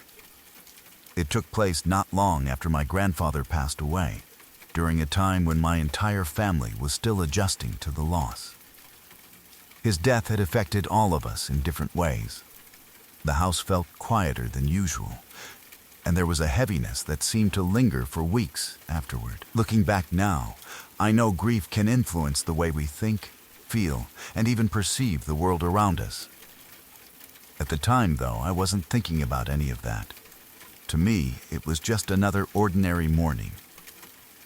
It was sometime in June, and because summer was beginning, the sun was already rising fairly early. My alarm was set for 7 o'clock, but I often woke up naturally a few minutes before it went off. That morning was no different. I was in that strange state between sleeping and being fully awake. Not dreaming exactly, but not completely conscious either. As I slowly became more aware of my surroundings, I had an overwhelming sense that someone was standing in my bedroom. It wasn't just a vague feeling. I was convinced someone was there. The person seemed to be standing in the corner of my room near the bedroom door. I couldn't clearly see them because my eyes were still closed, but somehow I felt their presence so strongly that I didn't question it. In fact, I immediately assumed I knew who it was. I thought it was my mother. The idea made perfect sense in the moment. She wasn't someone who regularly checked on me while I slept, but the circumstances had been unusual lately. We had all been grieving after losing my grandfather, her father, and I figured maybe she'd woken up early, gone to the bathroom, and decided to quietly look in on me before going back to bed. It didn't seem strange. If anything, it felt comforting. I imagined her standing quietly by the door, just making sure I was okay. The feeling lasted for several moments. It wasn't frightening. I never felt threatened. It simply felt as though someone was standing there, watching over me. Eventually, I opened my eyes. The room was already beginning to fill with the soft light of early morning. Because it was June, there was enough daylight coming through the window that I could see almost everything clearly. I turned toward the corner where I believed my mother was standing. No one was there. The corner was completely empty. For a second, I simply stared. I was genuinely confused. The certainty I'd felt only moments earlier had been so strong that I expected to see someone standing exactly where I'd sensed them. Instead, there was nothing. My first thought wasn't anything supernatural. I assumed she must have quietly stepped away just before I opened my eyes. Maybe she'd already gone back to her bedroom. The timing seemed possible. Still puzzled, I got out of bed and walked into the hallway. Our bedrooms weren't far apart, so it only took a few seconds to reach my parents' room.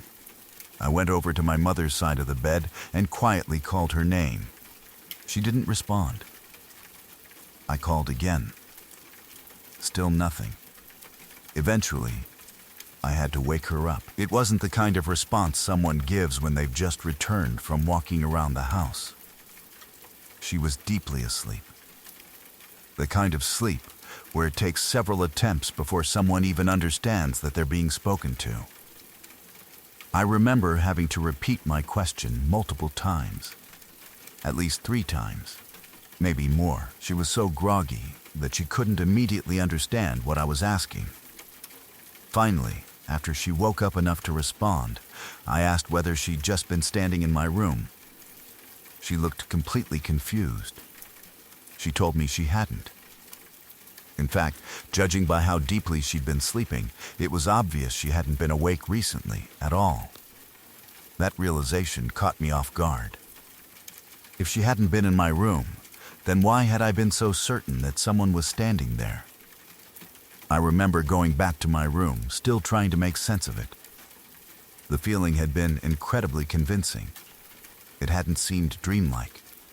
It hadn't felt vague. For those few moments between sleeping and waking, I genuinely believed another person was quietly standing near my bedroom door. The experience never repeated itself. Not in that house.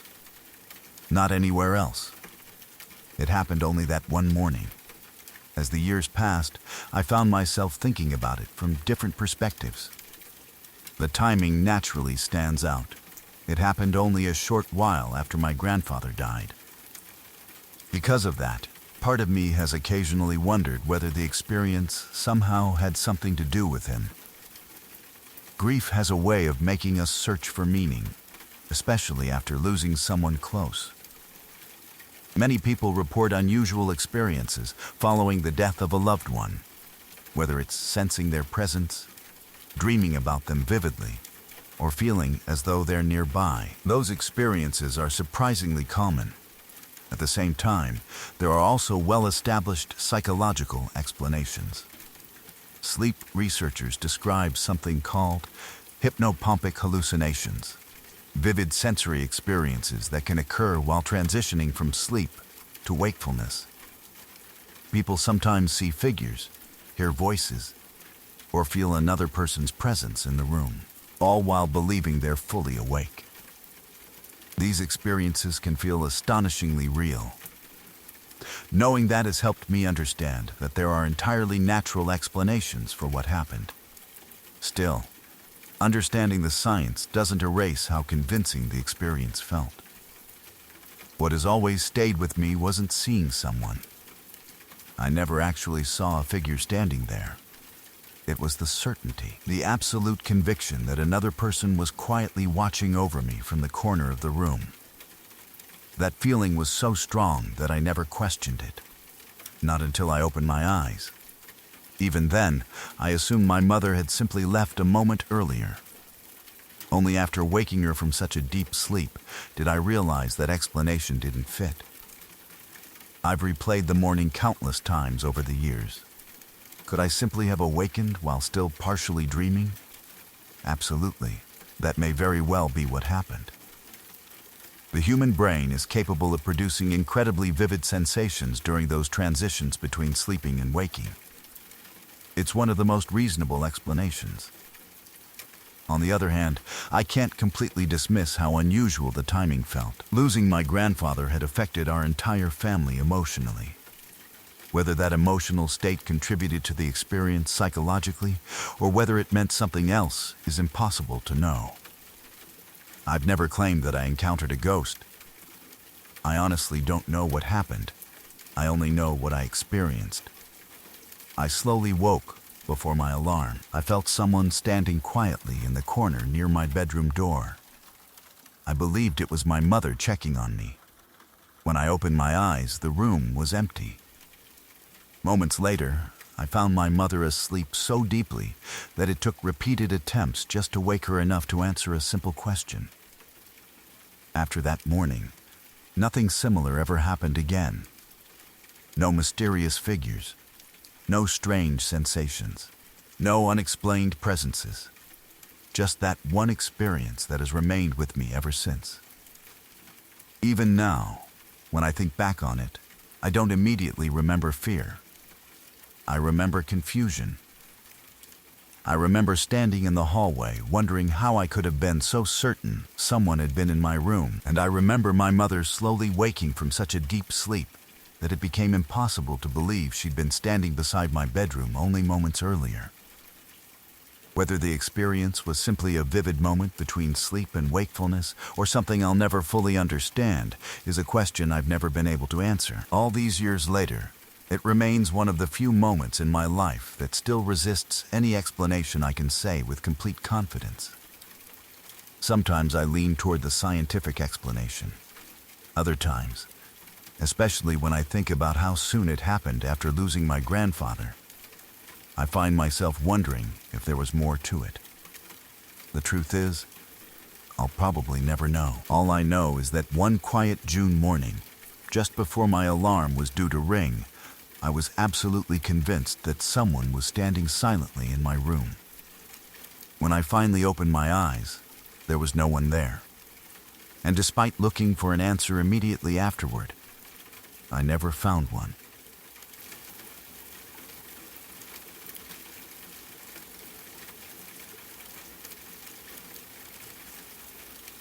This happened when I was living in a shared flat, and even now I do not know whether what followed was caused by a person, something supernatural, or a series of strange events that only seemed connected. At the time, I tried to explain everything logically. I did not want to become the kind of person who panicked over noises, open doors, or things that might have simple causes. But by the end of that week, I no longer cared what the explanation was. I only knew I did not feel safe there, and I never stayed another night. The first strange moment happened while I was walking home. I was already close to the flat when I noticed a man farther behind me on the path. He was walking in the same direction I was, but he was too far away for me to see his face or any clear details. I could only tell that he was an adult man moving at a normal pace. At first, I did not think anything of it. People walk in the same direction all the time, especially near homes and apartment buildings. There was no reason to assume he was following me. He was not running, calling out, or trying to catch up. Still, one detail felt slightly unusual. There was almost nothing else down that path. The route mainly led toward the building where my flat was located. It was not a busy street with several shops, side roads, or public buildings. Someone walking that way was probably going to the same area. I looked back only once or twice. The man remained far enough behind that I could not tell whether he was watching me. He may not even have noticed me. I reached the flat, went inside, and closed the door. Because he had been so far away, I did not wait near a window to see where he went. I did not check whether he entered the building or turned somewhere else. At the time, he seemed unimportant. Later, I wished I had paid more attention. That night, I locked my bedroom door before going to sleep. I always locked it. The room had a simple lock that used a single key, and I kept that key inside with me. No one else should have been able to enter while I was sleeping unless they forced the lock. Living with flatmates means sharing kitchens, bathrooms, hallways, and common areas with other people. Even when you trust the people around you, having a lock on your bedroom gives you privacy. My room was the one space that belonged only to me. I went to bed, expecting a normal night. At exactly 3 a.m, I woke suddenly. There was a loud sound in the room. My first impression was that someone had picked up one of my pillows and thrown it across the floor. It was not simply a soft movement beside the bed. The sound had weight and direction. Something seemed to strike another part of the room before landing. I sat up quickly and tried to understand what had happened. The room was dark, and for a few seconds, I could see only the shapes of furniture. I listened for movement near the door or footsteps outside. There was nothing.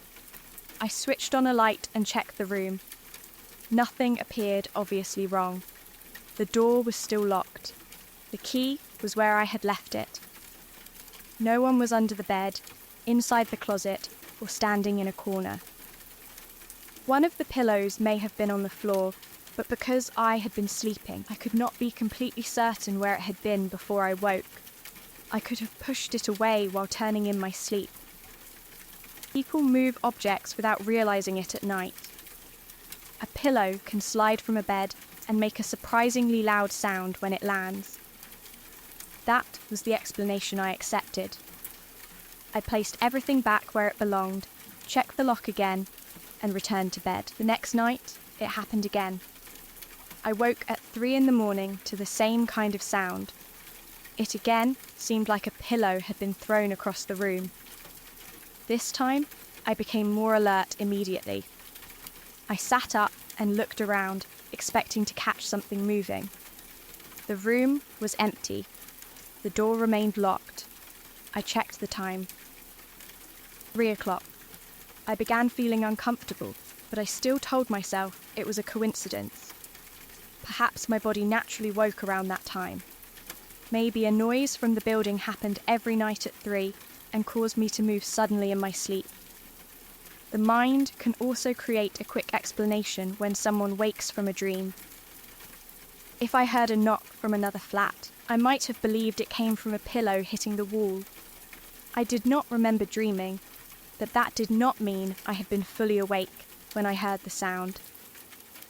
On the third night, I locked the room more carefully. I looked around before bed and made a mental note of where everything was. I placed the pillows properly and kept the floor clear. I wanted to know whether anything truly moved. At 3 a.m, I woke again. The sound came from somewhere across the room. My heart started beating hard before I even opened my eyes completely. I turned on the light and checked. I still could not prove what had happened. A pillow or soft item seemed out of place, but I could not say with complete confidence that I had not moved it myself. I was asleep before every incident, and no matter how carefully I arranged the room, I could have disturbed things during the night. The event repeated for 6 consecutive nights. Every night, I woke at exactly 3. Every time, I had the same powerful impression that a pillow had been thrown across the room. I never saw it moving. I never caught anyone inside. I never found the door unlocked. That made the experience difficult to explain to other people. If I said someone was entering my room, they would ask how. If I said an object was moving by itself, they would ask whether I had actually watched it happen. I had not. I only woke to the sound.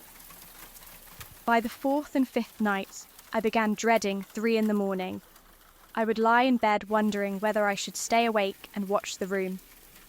I tried to keep my eyes open, but eventually exhaustion took over.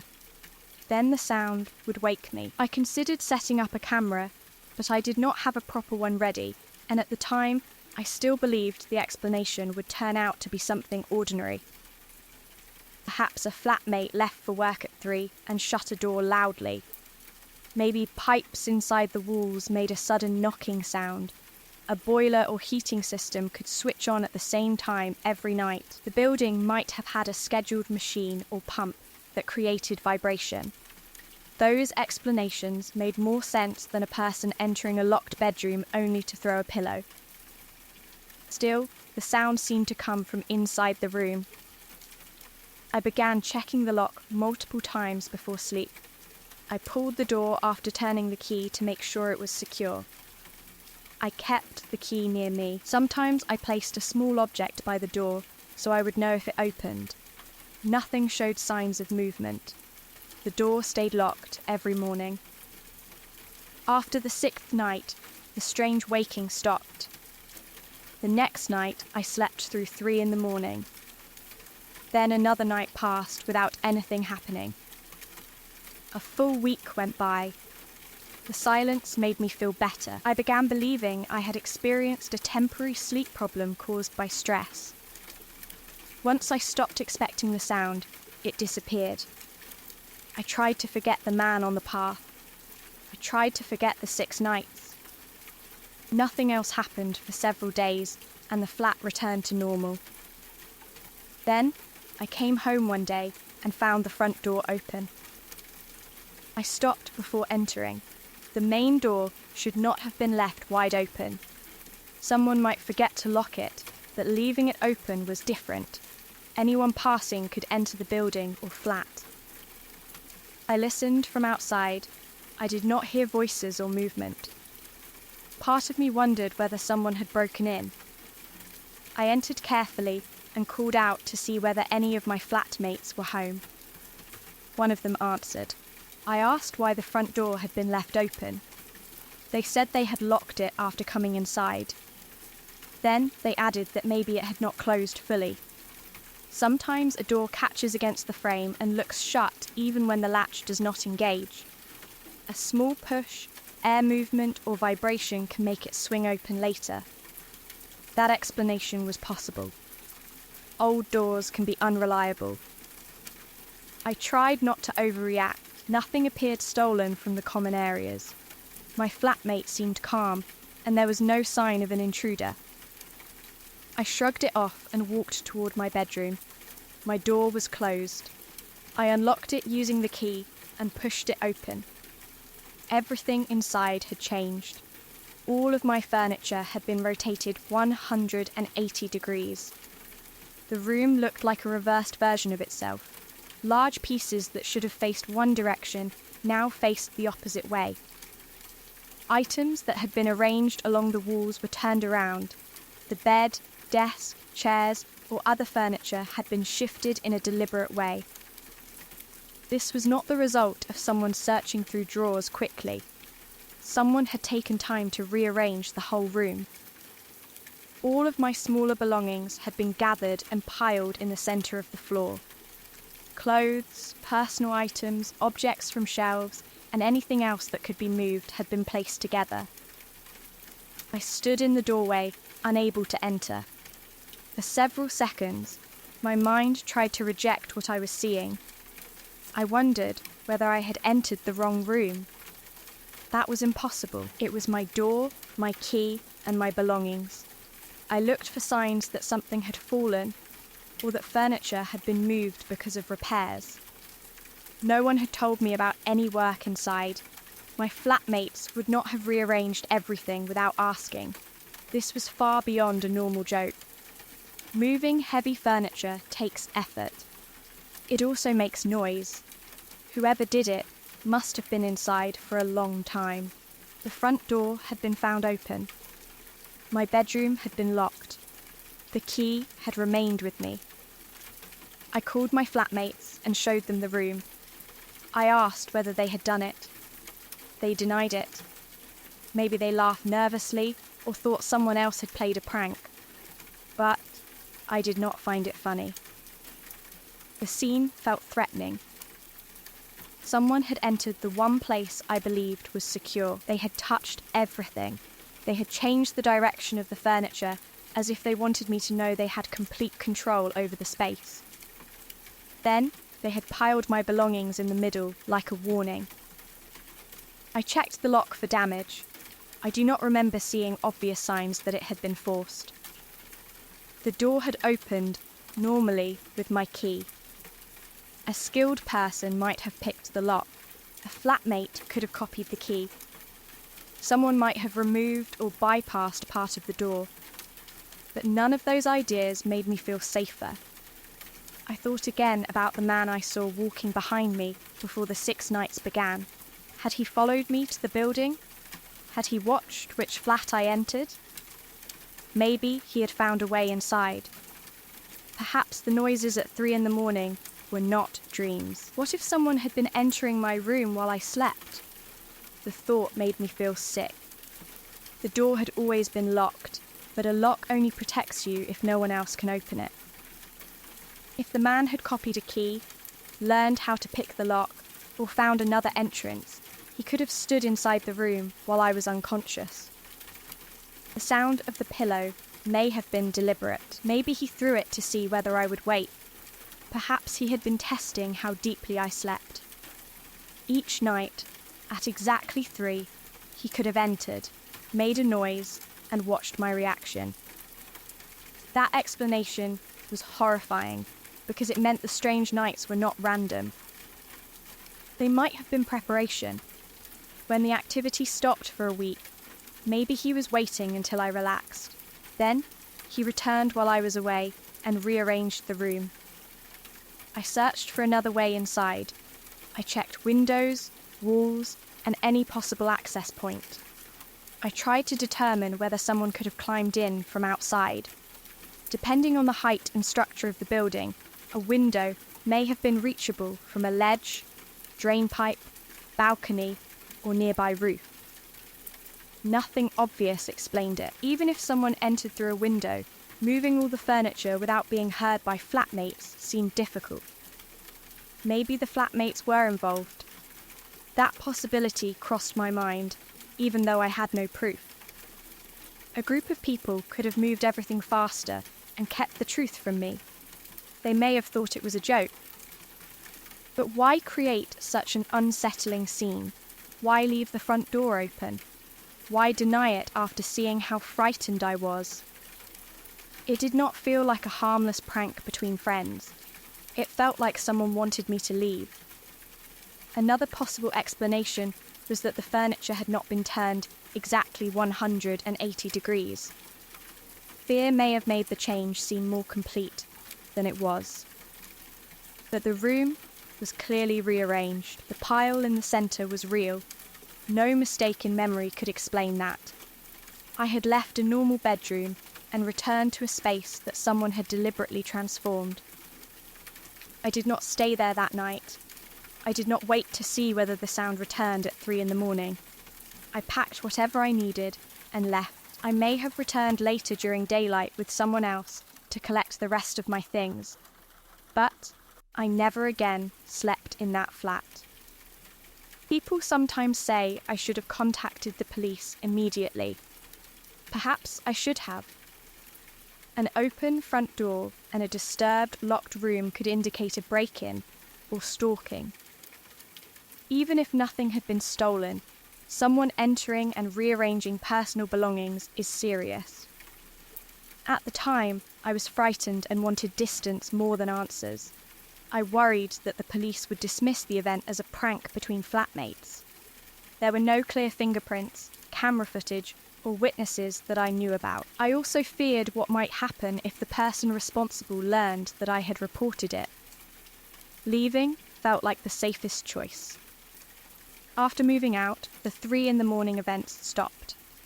I no longer woke to the sound of a pillow being thrown. I did not find doors open or rooms rearranged. That suggests the activity was connected to the flat, whether it was caused by a person or something else. It did not follow me. For a long time, I believed a human intruder was the most likely explanation. The man on the path may have targeted me. He could have entered the flat, tested my room, and later moved everything while I was gone. The idea of a stalker fits the open front door and rearranged furniture more easily than a ghost does, but there are still problems. Why wake me at exactly 3 for 6 nights? Why throw a pillow but do nothing else? How did he enter a locked room without leaving damage?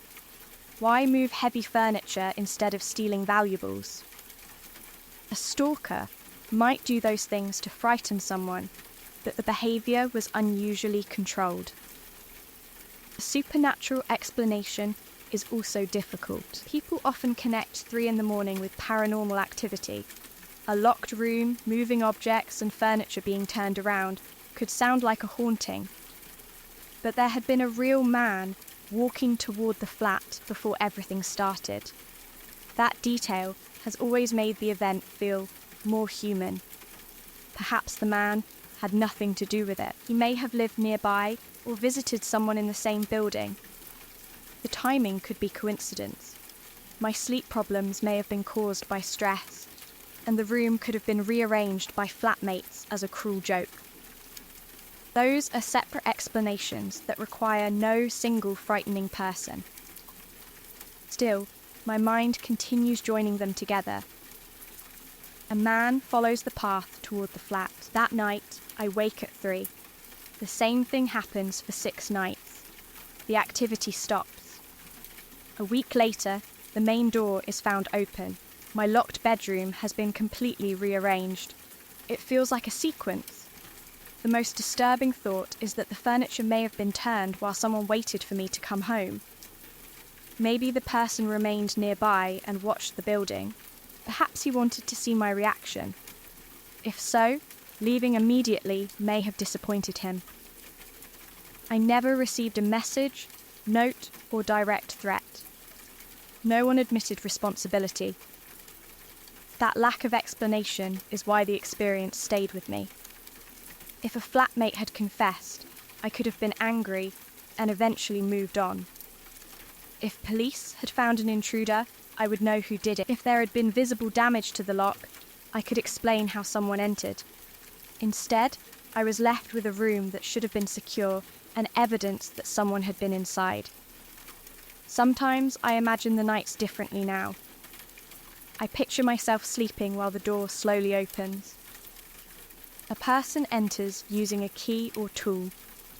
He stands beside the bed and watches. Then he throws the pillow. I wake and switch on the light, but he has already slipped into the hall and locked the door again. That does not seem possible because I checked the room immediately and found the door secured. but something woke me. Something happened at 3 for 6 nights. Maybe the sound never came from the pillow. Perhaps it came from inside the wall, ceiling, or another flat. My sleeping brain connected it to an object in the room because that was the closest explanation. If so, those nights may have had nothing to do with the later break-in. I would prefer that. It would mean no one entered while I slept. But I will never know. The image I remember most clearly is the moment I opened the bedroom door after finding the entrance to the flat open. The entire room seemed wrong. Furniture faced the opposite direction. My belongings sat in a pile in the centre. It looked less like a robbery and more like a message. Nothing important needed to be taken. The purpose was to show me that the lock did not protect me. Whoever or whatever did it wanted me to understand that the room was not truly mine. I understood. I left. Some people may say I overreacted. Maybe it was a prank. Maybe the flatmates knew more than they admitted. But after 6 nights of waking at exactly 3 to unexplained sounds, I was not willing to wait for another event. A room is supposed to be the place where you feel safest. Once someone enters it, touches everything, and rearranges it while the door is locked, that feeling is gone. I never stayed another night because I did not want to wake at 3 and discover that this time the person who moved the furniture had decided to stay.